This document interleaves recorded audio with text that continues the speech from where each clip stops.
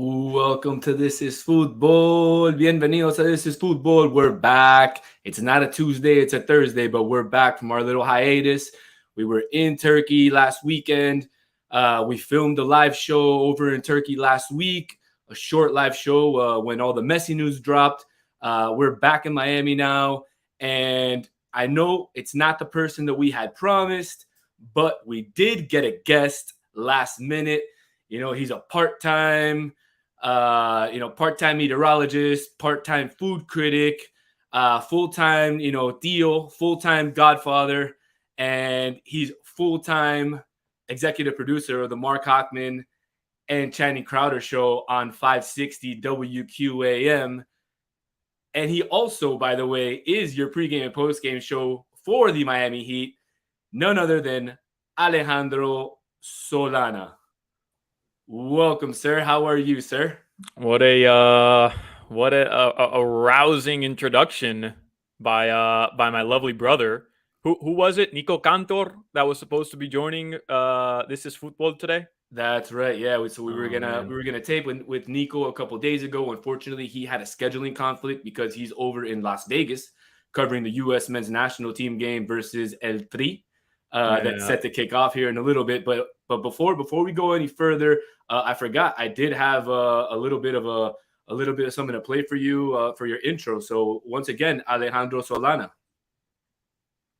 See if it works. Hey, welcome to the show, little bro. How's it going, man? We haven't done one of these together in a while. Definitely a lot has gone on since the last time you and I have been on one of these. You were hosting, now I'm hosting. You've been working overtime lately with the Miami Heat run. So I know you haven't had a lot of time to dip into a little bit of football, but I know you've been watching Inter Miami a little bit, and I know you've been watching the U20 World Cup, which we're going to talk about a little bit here shortly.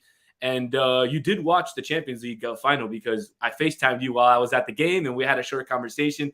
And then we talked about how great of a game it was. So we're going to get into those topics quickly here in a second. But first of all, again, how's it going, man? Everything good? Well, yeah, I mean, I'm definitely a downgrade from Nico Cantor. We can start there. I mean, we don't have to. That's the elephant in the room. So I apologize to all your listeners because let's be real. I mean, Nico Cantor to me. I mean, I'm glad I could come in and save the day though.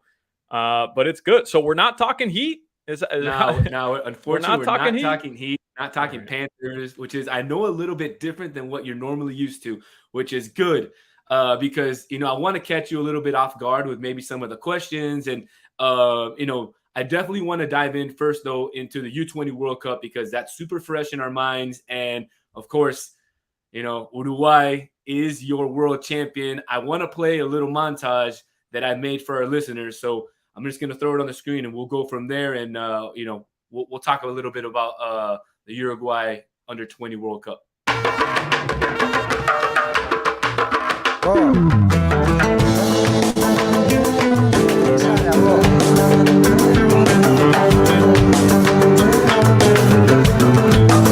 Mezcla de agua dulce, mezcla de agua y sal, aldea dentro de esta aldea universal. Mezcla de inmigrante, cano y español, milonga, candombe, murga y rock and roll. Nunca favoritos, siempre desde atrás. Milagro que nos abraza en el minuto final. Soy celeste, soy celeste. Soy celeste, soy celeste. Somos de la sangre del Maracaná y somos la locura que picó el penal. So looking at that, Alex, how do you not get chills? Especially, I mean, obviously we're a little biased, both of us being from Uruguay, but how do you not look at that? A nation of 3.5 million hasn't won a World Cup in over 70 years, and the U20 had a strong showing, runner up in the South American kind of qualifying, or the Sudamericano that we call it, and had this historic run to the finals. And just watching that, I mean, I was in tears. I don't know about you. Yeah, I know you're in tears. You sent me a picture of you literally in tears, so I know you were in tears. No, I mean, obviously, yeah, we're a little biased because we are from Uruguay, so we tend to be irrational with our takes when it comes to Uruguay. I wouldn't say this is like a monumental run. I mean, it's impressive when you think about the size of Uruguay and the way that they're constantly able to put together, again, 3 million people, constantly able to put together teams, players on the biggest stage, players around the world playing on the biggest stage, playing for the biggest clubs, and they've been able to do it. I mean, for my entire lifetime, think about it. I'm 29 years old, and from 2010 all the way until this most recent World Cup, which we're not very excited with the way things ended, obviously not getting out of the group stage, but the amount of talent that continues to come out from Uruguay is impressive. And like, it is comparable. I know Argentina and Brazil are always going to be 1A, 1B in South America. That's just the way it is. They're constantly the greatest two teams in every tournament, and in terms of quality, in terms of talent that's being produced out of those two countries. I don't think Uruguay is on that level, but it's the only other country in the Americas that comes close to it. And when you consider the size, when you consider, again, just in general, the culture of Uruguay, it's crazy. And yeah, I mean, we are like hyper focused on it, you and I, because we're from there, and probably more so than the common football fan who isn't like too invested in South American soccer, which I know is a lot of people, especially in the United States. And it is Argentina, Brazil. But Uruguay is one of those teams that can never be doubted. And then the fact that they didn't just go in and win some like random tournament. I know the U20 World Cup isn't really as polarizing as, one of the bigger World Cups, or it's not really on like that same level or that same stage, but you can't deny the fact, because had Italy won that tournament, right, then everybody from Italy would be saying, look, we didn't make the World Cup last two times, but look at the talent pool that we've invested in. Look at the talent pool that's coming. And now because Uruguay does it, I think you have to have those same conversations where they're able to go in and beat an Israel team that beat Brazil, and they're able to go and play against Italy. And the most impressive part about all of it was, for those people who watched the games, you and I, of course, watched Uruguay play, was that they did it playing different styles. Like against Italy, you watch that team, it's not your usual Uruguay team that is just, as the Americans would say, parking the bus and just playing patadas and pelotazos and trying to win games by set pieces, corner kicks. Like, they're capable of playing that way, as they did. I think you saw it a little bit against the United States after they scored the first goal, where they kind of just stayed back. But against Italy, really, it's not just because we're Uruguayan. Like, they dominated that game from start to finish, and they played it attacking, they played it touching, and they played the game the right way. And to me, I mean, coming off what you and I have PTSD from the way Uruguay played in the World Cup, the national team, the actual national team, where we took what we thought, you and I, we did a podcast on it, a level of talent that we thought would be able to play a system that was more dictated on touching, pace, and getting away from the idea of Uruguayan soccer, which is very much predicated on just staying back and all that stuff. So to see that not come to fruition, but then to see, this young group of guys who's been through it all, really, right? Like, they had a depressing loss, I think, in the U17 World Cup a couple of years ago. And then to all see it come to fruition. Again, biggest takeaway is just the way that they played, being able to play different styles. I know they gave up 3 goals against England, and then nobody was able to score on them after that. That was the biggest. I think that's the biggest takeaway from this all, is that they had 6 out of 7 games where they had clean sheets. Yeah. And that says something not only about their goalkeeper, who was, I think, snubbed for the Golden Gloves. They gave it to the Italian goalkeeper. I saw you're upset about that. Goals in. I mean, whatever. It is what it is. But it just says a lot about the defense. And, another thing I really wanted to get into, one of the surprises of the tournament, and it kind of hits home for us, again, also both being Jewish. I mean, how about Israel upsetting Brazil in extra time and then, going into a semifinal and then ending up with the bronze medal, with the third place? How incredible is that for a nation like Israel, who I think has never qualified for any World Cup at any level ever? And then they have this, and I watched a few of their games. They had a good team, man. They had a very good team. They have a really good number 9. Well, I think it also just speaks to like the randomness of soccer, right? I can't remember the team, but a couple years ago in the Euro, wasn't it Iceland that got all the way to the semifinal? Yeah, they had a run.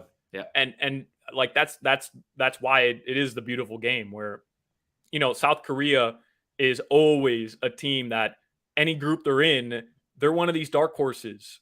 They're probably not the most talented. They have a couple guys who always stand out and play on really good clubs or whatever, but they're just it's not to take it to the Miami Heat, to bring it full circle to like the way I'm able to look at things. But the 8 seed Miami Heat weren't more talented than the Milwaukee Bucks, weren't more talented than the Boston Celtics, but as a team, as a unit, they were able to overcome probably that lack of talent. And I think in soccer, it's more so of a team game than maybe any other sport outside of American football.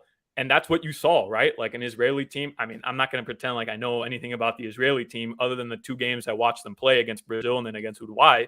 But like you saw a young team that was coached the right way, set up tactically the right way. And that is what soccer a lot of times comes down to, how you're set up, how you approach a certain style. And they were able to really overcome a lack of talent against Brazil, because half that Brazilian roster in 5-6 years are all going to be making millions of dollars playing all over Europe. And the reality is maybe 1 or 2 guys from that Israel team will actually go on to experience like real success in soccer outside of playing in Israel or smaller clubs in that part of the world. And they were still able somehow in this type of stage, on this type of stage, to go and do something cool. So that's what makes soccer fun, bro. It really does. Man. That's what makes it interesting anytime there's a big tournament.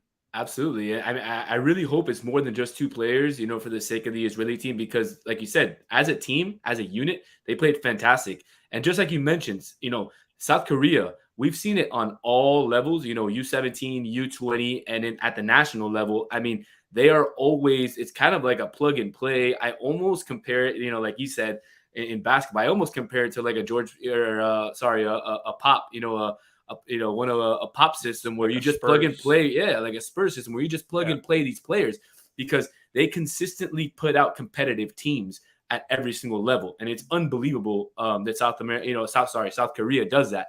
One last thing before we move on from the U20 World Cup that I wanted to mention to you,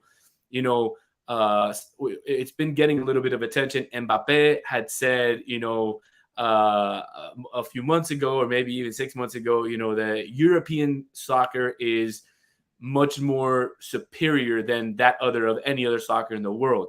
And, I kind of wanted to get your take, only because, the reigning World Cup champion is Argentina, South America. The reigning U20 World Cup champion is Uruguay, South America. The reigning U17 World Cup champion is Brazil, South America. And the reigning, there was one more. One of the more reigning is also South America. And it's like, all right, man, what gives? Yeah, I mean, like, I know it's Mbappe, arguably the face of soccer right now, Messi, whatever. Like, he's one of those guys. But like, who cares? I know it's not I know it's not the take you want. I know it's a podcast where we're supposed to be like Stephen A. Smith and fire off hot takes, but like, Mbappe is from France, and France had won the World Cup. And I mean, what success has he gotten with PSG outside of like the French league? Nothing, right? They haven't been able to compete in the Champions League year after year, a constant failure, which is why he wants to leave PSG and go play for Real Madrid. And like, he's French. Allegedly, right? Allegedly. He's grown up. He's grown up in that system. And truthfully, European soccer for a very long time kind of dominated the global scale of the sport. where, like we mentioned, it was Argentina, Brazil, and then Europe. And they were kind of the ones that always took home the big tournaments. All eyes are constantly on European soccer. So to a certain extent, like, he's right. But I know we're going to talk about Messi. I think that comes into play now where things are starting to move more west. And the idea that European soccer is on like another level than South American soccer. I mean, on like the largest scale, obviously, yeah, they have more money, they have more resources built into the game. But I mean, yeah, like you mentioned, Argentina won the World Cup. They beat them in the final, and like, who cares? Who cares what Mbappe says? You know, Yeah, we got to take jab at the. You got to take a nice jab at the French when you get a chance. I'm with you. But like, I'm so sick of that stupid thing where he, like, yeah, I mean, you and I, all we do is talk about Uruguayan soccer, and 90% of people will be like, who cares about Uruguayan soccer? But we're from there, right? So we care about it. So for him, like, I understand why a player of his magnitude would say that, because he rose the ranks in that system out in Europe. And again, they kind of are the pinnacle of the sport. Nobody grows up saying, I want to play for Cruzeiro. Like, everybody grows up saying, I want to play for Real Madrid. I want to play for Barcelona. And that's just the reality of it. But for now, right? Absolutely. But it's a brand, like you said. You know, everybody grows up because of this brand that these European teams have established over the years. And really, you know, are we seeing the tide change? And I want to get into that now. And I'll bring up a graphic here because, you know, here we go. It's the Messi and friends. So Messi, as everybody knows, is signed, or not yet is signed, but it's basically a done deal. You know what they've agreed to. I hope so. It's basically a done deal. He came and he announced, he did like a LeBron James style announcement, like, I'm coming to South Beach. Really, buddy? You're going to Fort Lauderdale? Let's not let's get real. But it's not really about Messi. It's about who else is coming. The rumored coach is Tata Martino. Apparently, he's been in negotiations over the last couple of weeks. Everybody has mentioned that. That's who I said would be my favorite months ago. I think he fits in with the culture down here in Miami, that we have a bunch of Argentinians, a bunch of South Americans, especially now with Messi coming. I think obviously it fits in.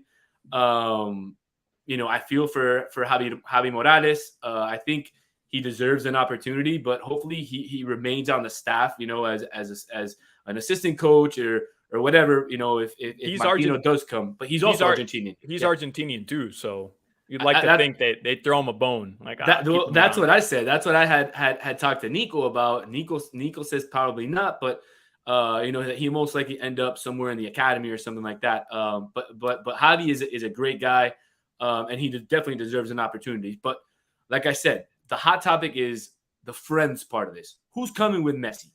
So we know that Busquets is most likely coming into some of that TAM money that we have, that team allocation money that we have. There's been rumblings that Jordi Alba is also coming. There's been rumblings that Di Maria is also coming. Neymar was at the Heat game the other day.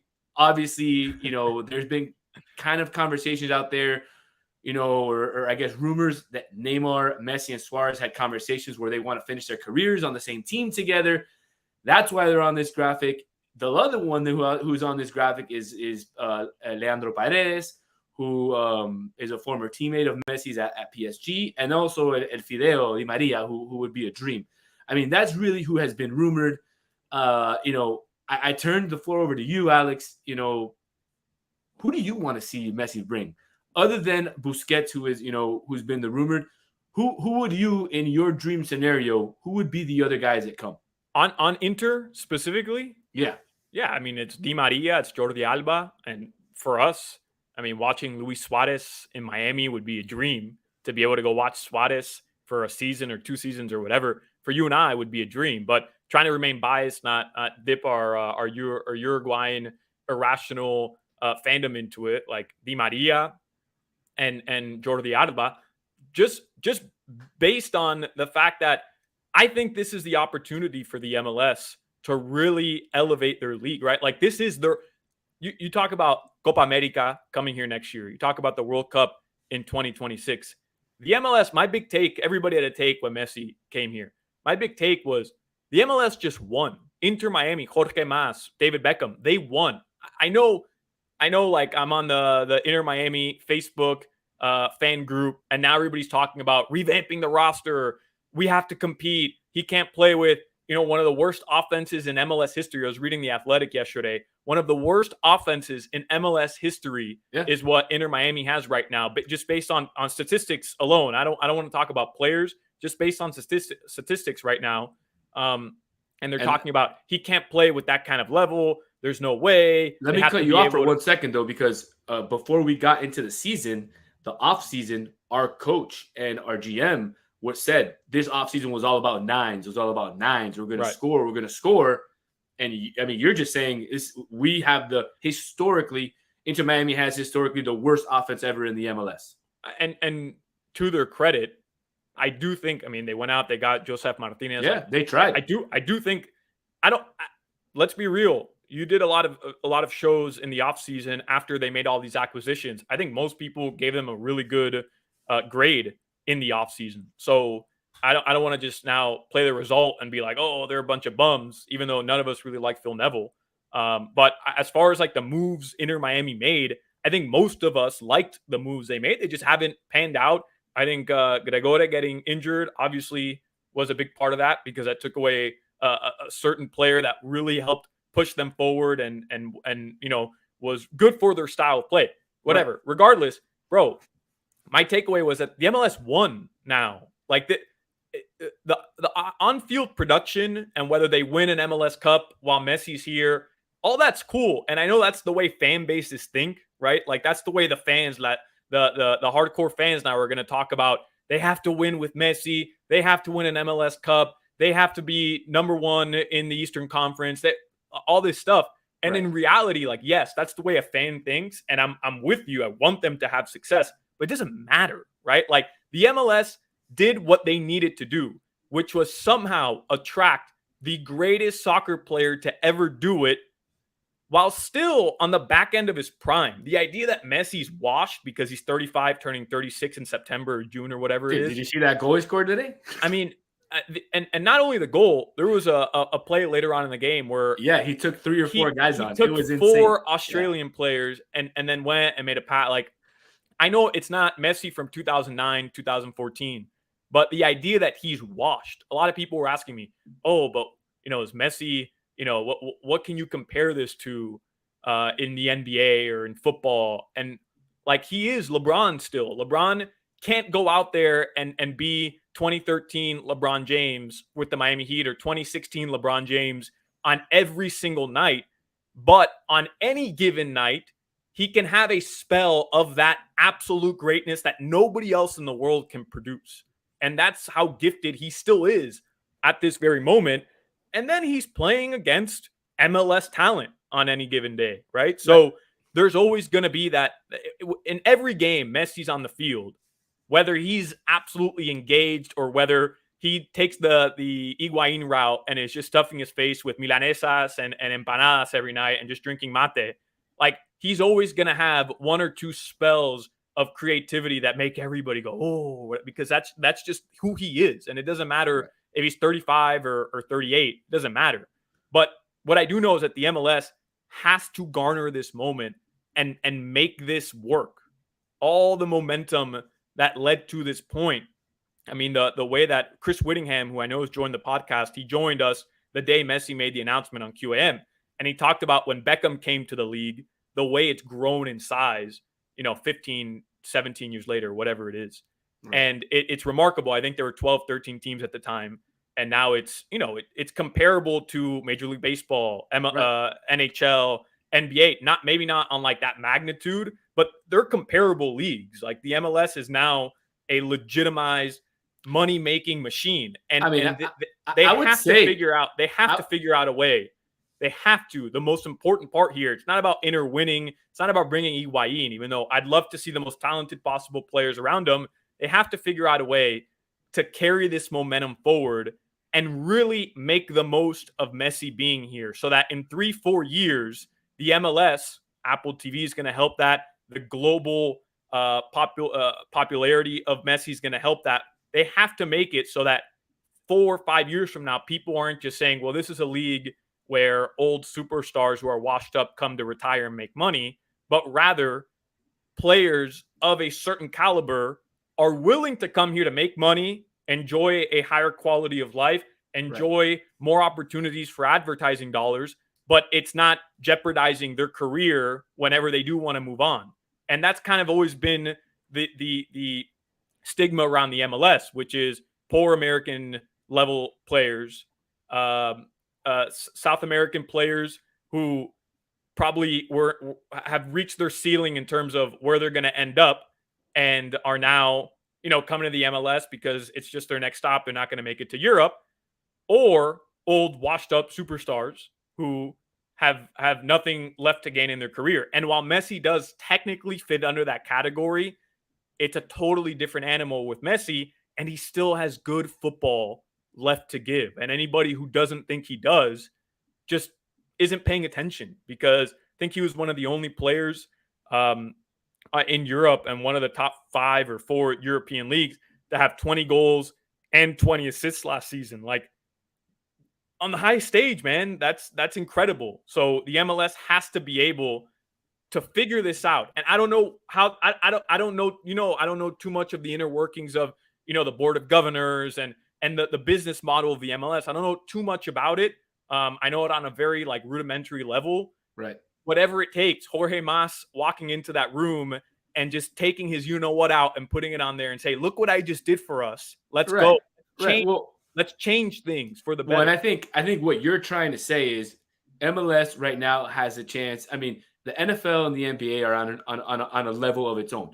But what Jorge Mas get there. No, but that's what I'm saying. What Jorge Mas and Beckham have done for the MLS by bringing Lionel Messi, like you said, at the end of his prime, because he's still got 2.5, 3 good years of soccer football left in him, is basically he's given MLS the opportunity to jump the NHL and MLB for popularity. And that's what I think is what he's done, is because the popularity that MLS has grown, and I want to say in the last maybe 5 to 6 years, has been absolutely immense. And I don't want to say just because we have, a soccer team now in our backyard and, we're able to go support them. No. Even before that, I mean, you could see stadiums being filled up all over the country, in Kansas City, in Seattle, in Portland, before Dallas, when they had a very good team, it was getting filled up in Dallas. So you've got a lot of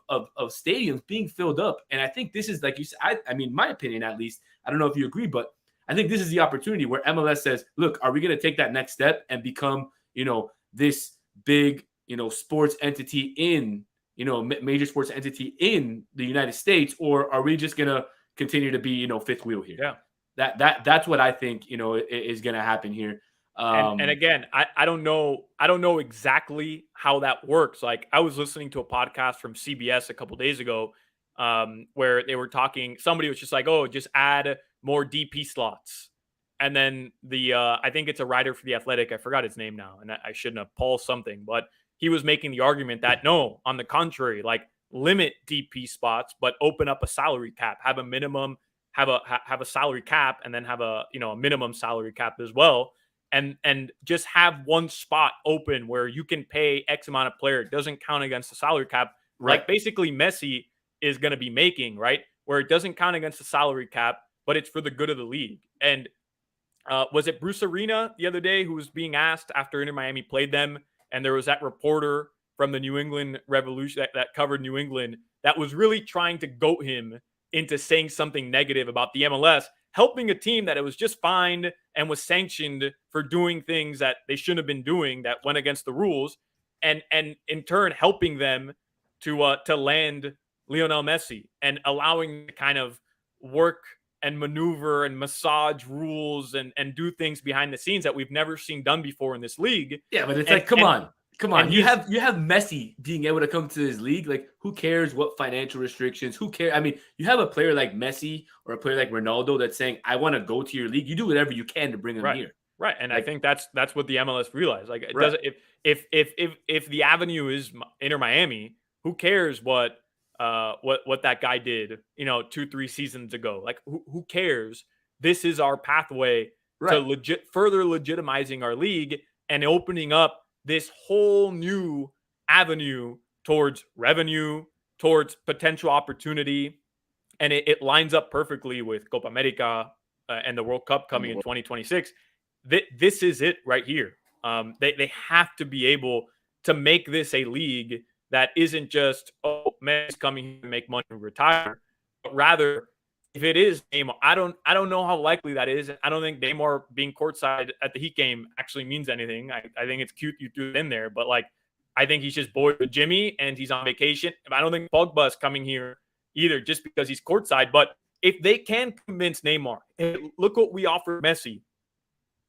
I know you're not at that stage of your career yet, but we can offer you something similar. And it just depends. I think a lot of it with Messi too is the fact that he won the World Cup. Like, as far as club soccer goes, I think he realized going to PSG did more against him Mm-hmm. than it did for him, right? Absolutely, And absolutely. it's easy to go from Barcelona, where everything worked for you in your career. Literally, everything worked for him in ways he probably could have never imagined. And it's easy to say, "Oh, just go team up with Neymar and Mbappe, and we'll recreate it all."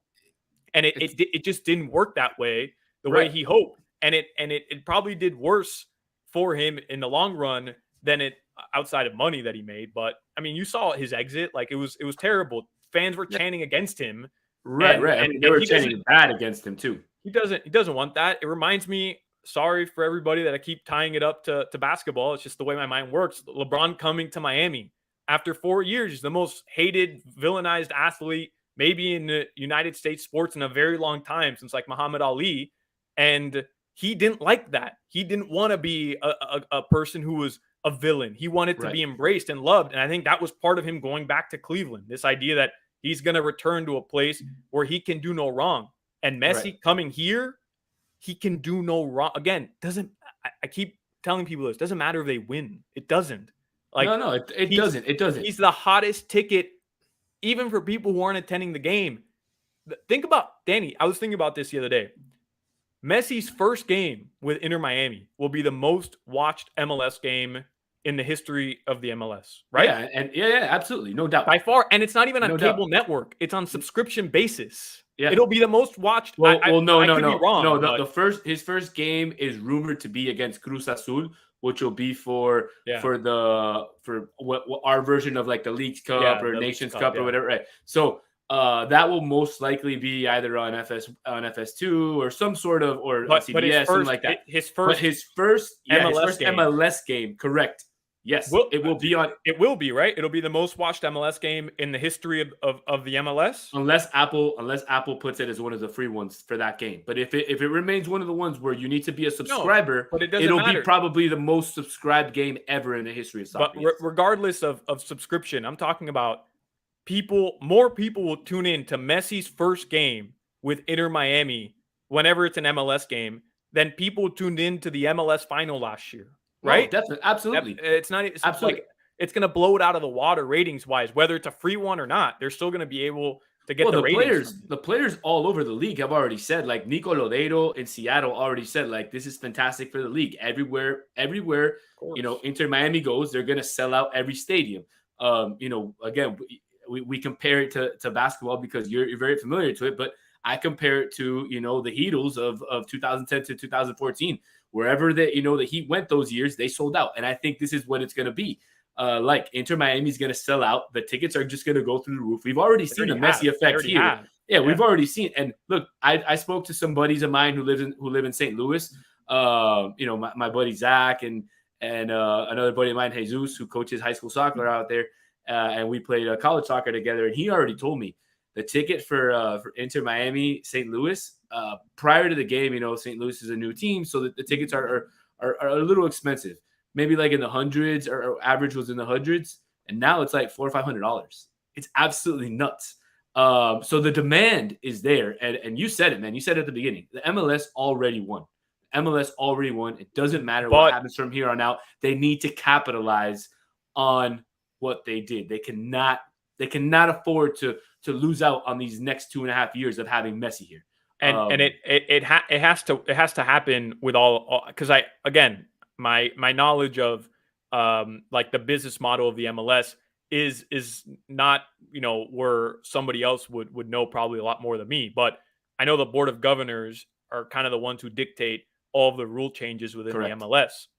And I know there's, just from reading the past couple months now, that there's a core of board of governors who kind of kept the league alive for a very long time. Right. And they're not just so willing to now, because Jorge Mas lands Messi, to just be like, well, we're going to change a comfortable system that's clearly worked for them, considering the revenue and the way that the league has grown. But I don't see another way for them in terms of being able to get talent to come here and play with Messi, and just in general to grow the league the way that they have this opportunity now on a silver plate, other than changing the format of their money and the way that the business operates. Right. And Absolutely. it has to happen now. If it doesn't happen now, then you kind of question, like, when's it going to happen? Right. No, that definitely. And just to answer our, one of our followers, Alvaro. So Messi's deal right now, he has a deal with Adidas as part of this MLS deal, and he's going to get some sort of revenue sharing. So I assume that he'll get a piece of every jersey that he sells, as well as whatever has his name on it. He's going to get a piece of it. So it's probably going to be it's going to be more lucrative. Again, I don't know. I think it's going to end up being more lucrative than him going to Saudi Arabia, which was what they offered, the 2 years, 1.2 billion. Well, so I think at the end of the day, in the long run, term, right? That's correct. But this is, look at Beckham, right? Like Beckham back in the day, I think he had a couple loan spells, but he probably could have gone and played for some English club and made more money immediately. Right. But look at what he's been able to accomplish now, to be an owner of an MLS team and to have a seat at the table making these giant decisions, right? Having that impact, that global impact, to where he can land the greatest soccer player ever. Messi, it takes this, and short term, he's probably not making as much as he would have in Saudi Arabia. But long term, I mean, look, let's be real. Cristiano Ronaldo goes to Saudi Arabia, and I know you and I have had our discussions off the podcast where there's reports that his family doesn't love it and that he's not happy. I don't know if any of that's true, but just from specifically from a attention standpoint, from an audience captive standpoint, like, nobody's really talking about Cristiano Ronaldo anymore, right? And I don't know if the MLS is better than the Saudi league, because I don't watch the Saudi league.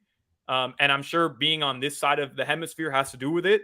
But the reality is that the opportunity here for media and for advertisement and for just like world attention is greater in this market, especially, but in the MLS, than the Saudi league. Like, it just is. It is. But the Saudi league has money, and we've already seen some of the dominoes fall. We've seen already Benzema signed to Al Ittihad. And we've seen a couple other players, have been approached. Modric has been approached.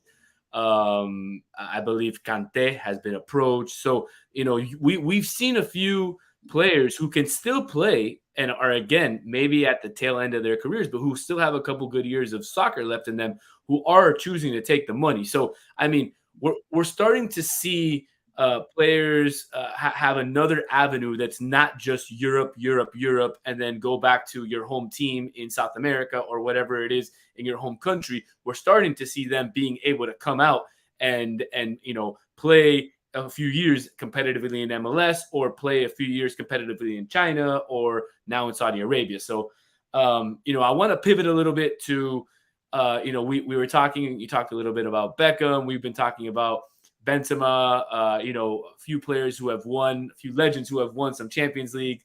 We were lucky enough to go out to the Champions League last week. I put together a little montage of a few of our days out there. So I'm going to throw that on the screen, and then I want to talk a little bit about maybe a few minutes about that Champions League game. We had a couple friends who are happy and a couple friends who are disappointed. A few days later, we hope they're recovering from that tough loss. But let me throw it on there, and then we'll get into the chat.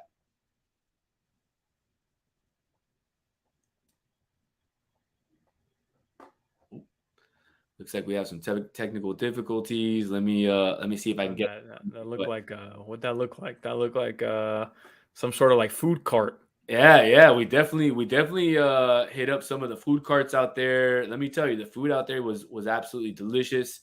Let's see if I can get it up.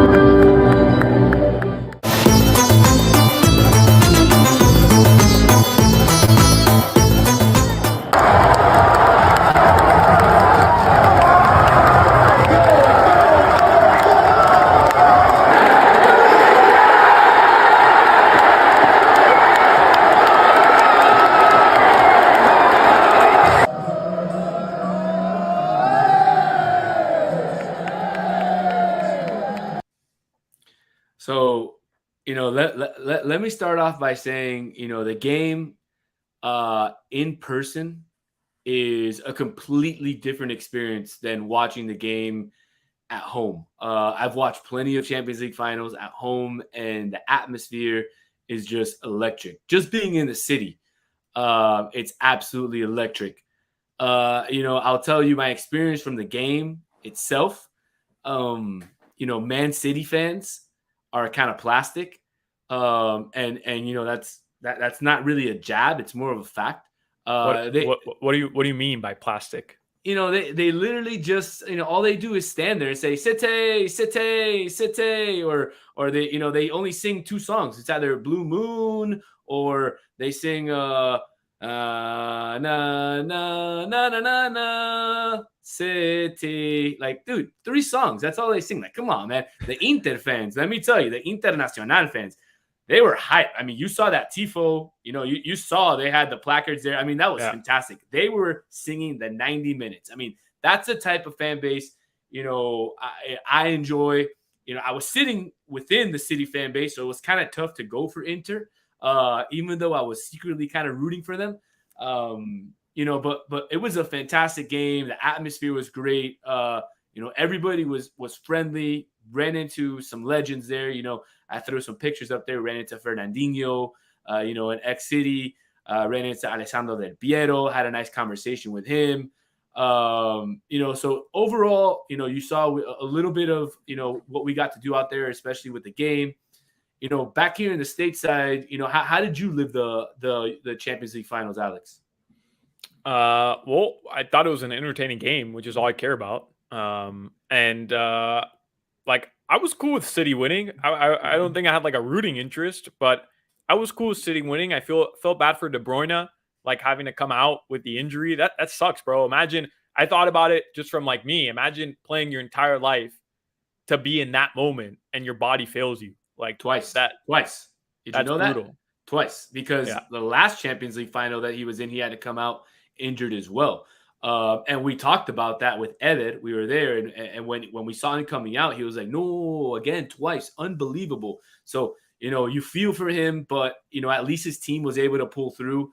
Let me tell you, that goal, the play was just unreal. That Akanji through ball to Bernardo Silva, and Bernardo Silva to have the vision to see Rodri back there and alone. It was deflected. It wasn't. Go back and watch it. I thought it was deflected. It wasn't. Go back and watch it. But to have the vision to see that and Rodri just sliding it in there in the corner, unbelievable. Well, you dream of that chance, so right? Like, absolutely. Champions or final in general, and you have an opportunity inside the 18 by yourself, nobody around you, and all you have to do is just tuck it away. Like, you practice that shot 30,000 times as a person who grew up playing soccer. That specific shot inside the 18 by yourself, you dribble it into the 18 and you just shoot it. You practice that a million times. And to have that type of opportunity, that chance in a Champions League final, like, you dream of that. Just by yourself in the 18 with it rolling at you on like the perfect pace, right on the sweet spot to just by yourself tuck it in. Like, look, dude, Lukaku, I'm sure dreamed of it too, and he couldn't seal it twice, huh? I don't get it. I mean, and that's twice for him. I think that's twice in the Champions League where he's blocked his own teammates' basically goal because it was going in, and it just, I don't know, man, poor guy. And then that last header, in the winning minutes, you got to be able to finish that, Lukaku, right? I mean, Ederson. I was sitting next to Ederson's family. He had, I don't know if it was his brothers or cousins, but they all had Ederson shirts that were signed. And when they showed the replay in the stadium, they went absolutely nuts. And, after that save, they all like jumped up off their seats and they headed down to the field because he's a baller, bro. But let me tell you, man, Ederson. He's an effing baller, man. Yeah, man. Unbelievable. So, definitely we got a shout out to friends of the podcast, Chris Whittingham. Congrats on winning your first Champions League. Tito Benach, who was on he was on here, and he's a City fan, and he was going for them. I think he said it was going to be 2-1 or even 3-1. He got the win. You got to feel for our buddy Alex Dano, and all the Interisti, who are happy, have to be happy with the season that they had. They were able to win the Super Cup in Italy. They were able to win the Italian Cup, but just could not pull off the upset in that Champions League game. They didn't win the Serie A either, right? AC Milan won it, right? No. Lazio? Napoli won it. Yeah, Napoli won the Scudetto this year. But yeah, they did win the Italian. Basically the Italian version of the FA Cup. They won that, and they won the Super Cup at the beginning of the year. So I would say at the end of the year, it was a fantastic year for Inter. But Pep and City, Pep winning his second treble with the second team. Does he go down as the best coach in history? Best coach in history? Is that what people were saying? Yeah. Wow. I guess I hadn't even thought about it. Damn, best coach in history? In history. He's won the treble with with two teams in two different leagues, and he's won 4 EPLs back to back. And let me tell you, man, one of the things that I've read from folks is he spent $1 billion. And it's like, yeah, but in the same time, so did Manchester United, so did Chelsea. So did a lot of other teams, and United hasn't won anything. Look at PSG. PSG spent billions of dollars as well, and they haven't won anything either. So who's even in that conversation? I mean, your listeners are probably hating me right now, but like, who? Sir Alex Ferguson? And I mean, I think that might be a conversation for a whole nother podcast. But I mean, I think if you want to talk about maybe coaches nowadays, maybe you're talking about maybe I don't know, but definitely not, bro. Maybe a Carlo Ancelotti. Definitely a Mourinho could be in the question. Yeah, but nobody's just for his personality. Mourinho, nobody's going to vote him as the greatest manager of all time. Definitely not. So, I guess so. I guess I hadn't even thought about it, but damn, dude. Yeah, I mean it's unbelievable what he's done. Even with the salary that he's been able to to use and the money and all that, it's still really unbelievable what he's been able to do. So, I want to pivot a little bit now and get into our last topic before we end it. Thank you very much for everybody who's been tuning in with us. We are close to our 250 subscribers. Once we get to 250, I don't know if you know this, Alex, but we've been telling our followers, once we get to 250, we're going to give away a signed Javier Zanetti jersey, which is a little bit more attractive than the signed Inter Miami jersey that we were initially giving away. But I don't know, man. Maybe if it's a Messi signed Inter jersey, maybe we could, we might be into something. So last topic I want to get into really is, the FIFA match schedule this weekend. We had CONCACAF Nations League currently going on with Canada currently playing, and then, the U.S. playing in Las Vegas a little bit later against El Tri for the semifinals of the Nations League. You had the UEFA Nations League semifinals also going on with Croatia beating the Netherlands 4-2 yesterday, and Spain beating Italy 2-1 today. So you got a final there of Croatia versus Spain. Pretty crazy. And then you had some friendlies in the world. You had Uruguay yesterday beating Nicaragua 4-1, where we saw basically a B team of Uruguay in Bielsa's debut. Played you also nasty though. Played absolutely. And then you saw Argentina play today against Australia, them getting the win. Messi playing the 90 minutes, again playing fantastic with a goal and a couple assists. Final time in that first semifinal, Canada beats Panama 2-0. So Canada advances to the final. Phil Neville is now an assistant coach within the Canada system. So, congrats to Phil on that. Yeah. And then, other than that, any other top friendlies that I see here, we have, Qatar beating Jamaica 2-1, Japan beating El Salvador 6-0, Venezuela pulling off a win against Honduras 1-0. And, really those are all, the big friendlies that we had and matches that we had this week. We're looking to a big match now in a little bit with, like I said, USA and El Tri. What do you think about that one, Alex? You think USA has what it takes to pull off the win? Bro, I mean, I hope so. I'm always going to root for the US over 3. I hope so. But Danny, what do you want to do? Break down the United States men's national team? I can't do that. I don't. I mean, I can tell you that, Mexico does have a new coach. Your viewers. Yeah, but Mexico does have a new coach. They have Diego Coca. He has called some interesting players. So I'm super excited, to watch the game now. Once we get off this pod, I'm definitely going to get up and, go eat my dinner and watch the game. I'm excited to see, Pulisic, to see what he can give us, to see Gio Reyna. Balogun? He's supposed to start. Yeah. Is he starting? He's supposed to start. He's supposed to start. So, we'll see Balogun in there. But like I said, I'm excited about Gio Reyna. He apparently he bleached his hair. So I'm excited to see this new Gio Reyna out on the field with the bleached hair, and to see if it makes a difference. See if it if it helps us out. I'm looking up really quickly. I'm looking up right now who's starting for Mexico, because I was just thinking I haven't watched El Tri in a while. Yeah. Is it possible Guillermo Ochoa? Memo Ochoa is still starting for Mexico? Absolutely. You've got to be effing kidding me with Memo Ochoa. How old is this guy? 44 years old? Doesn't matter, man. Look, I just came back. I just came back from Istanbul.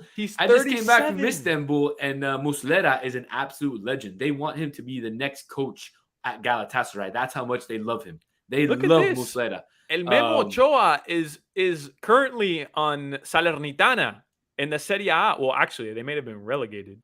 Yeah, but he was playing in Serie A. So, I mean, dude, Mexico did call up some players. Again, it's going to be a fantastic game. I'm really, really excited to see what BJ, our interim coach, puts out there. And, if he keeps, the Berhalter and the Hudson tactics that we have seen over the last 4 years, or if he changes it up a little bit. And I'm really excited to see what Balogun gives us. So, I know you haven't watched anything of, really the U.S.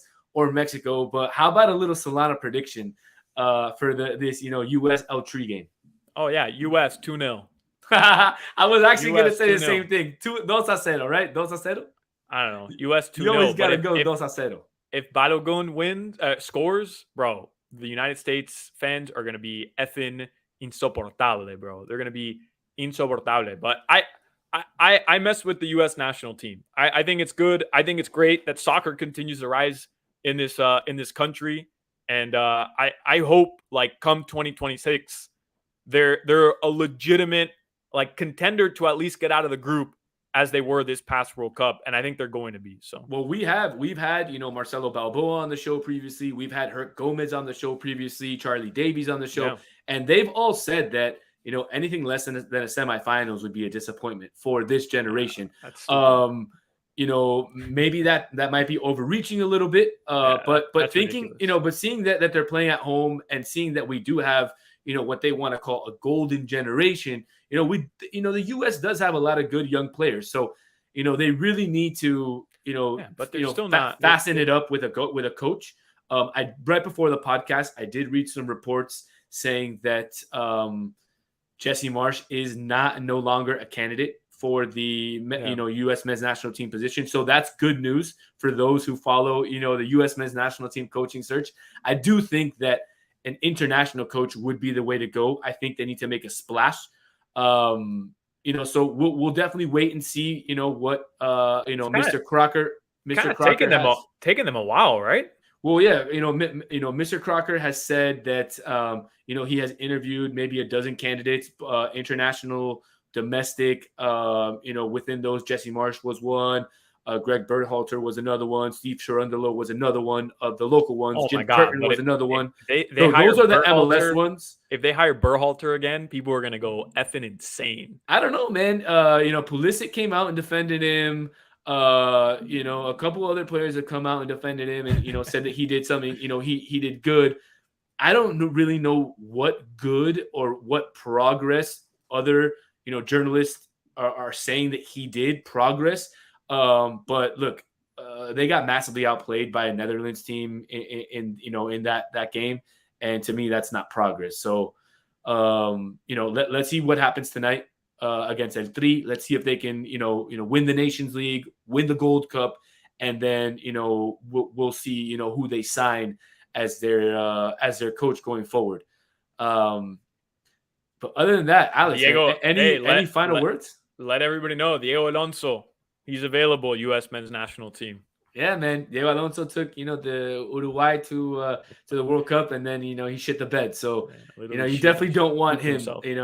I would love a Conte, a Mourinho, a signing like that for the U.S. men's national team. What about Thierry Henry? I know my boy Socio is gonna love that comment. Hold on a second. I read that the other day. I would love to get that for our listeners out here on a solo layout. Let's see who's your favorite for U.S. men's national team coach?